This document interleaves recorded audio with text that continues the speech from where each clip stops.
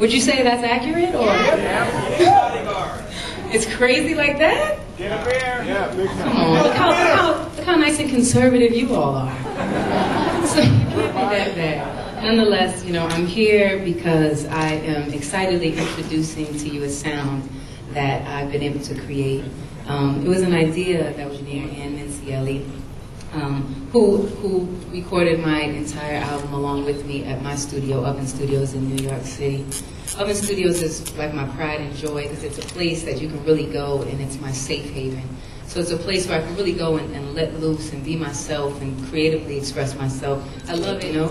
And so while we were there during this album, during my As I Am album, we were able to really create a very warm and beautiful sounding piano using my Yamaha C3 Neo that I have there. And so we just album and make it something that I could take with me everywhere. Because, you know, I don't know how many of you guys play, I'm sure a lot of you guys play, but you know that when you have the actual instrument, it's one thing, and then you try to have some type of digital version of it thinking that it'll be good, and it's okay. It's not really great. And so that's how I kind of ended up feeling. And I realized that I wanted to create a sound that would be just magnificent. And so it would inspire me to want to play.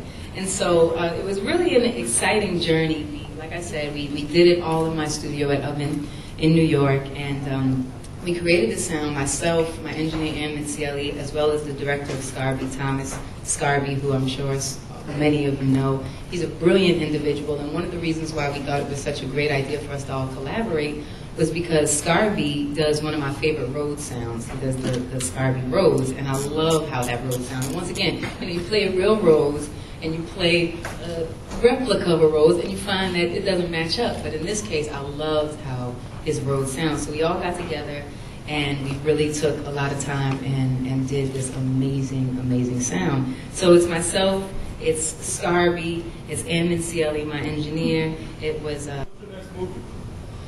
oh, I'm not going to be able to answer movie questions at NAMM, but we'll figure that out at another spot. Thank you. Over here. Hey. What do you feel is the best way to encourage young people, especially young women, to pursue music education? I love that, and that's actually something that we were talking about a lot as it has to do with this virtual piano. I think that it's really important to just have access, have access to a great sounding piano. Instruments, period. A lot of people, we just don't have the access. And I think that's one of the exciting things and the reasons why I feel this is so important for me to do, is because there are people who are incredible. They're going to be the next generation's, legends. But they need to be able to practice their craft. And, everybody can't afford the instruments as with the cost that they are. So I love the fact that with my piano, we'll be able to really tap into a place where people can really be able to hone their art and their craft in a way like never before, I feel.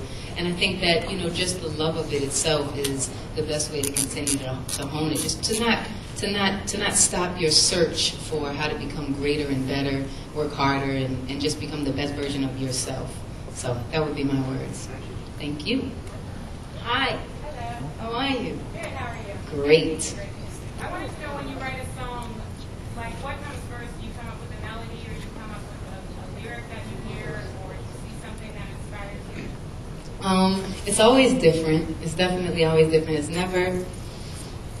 The one thing that I learned was to never kind of never take advantage of the songwriting process. Like, never take it for granted. Because you never know how it's going to happen, and you never know how it's going to come. So for me, it could very well be me sitting at this piano right now, playing this sound, and something about the chords that I hit at that moment, or the way that I'm feeling, will provoke just the music of it. And then once the music has a feel to it, then maybe there'll be one line that repeats in my head, and then from there it kind of grows.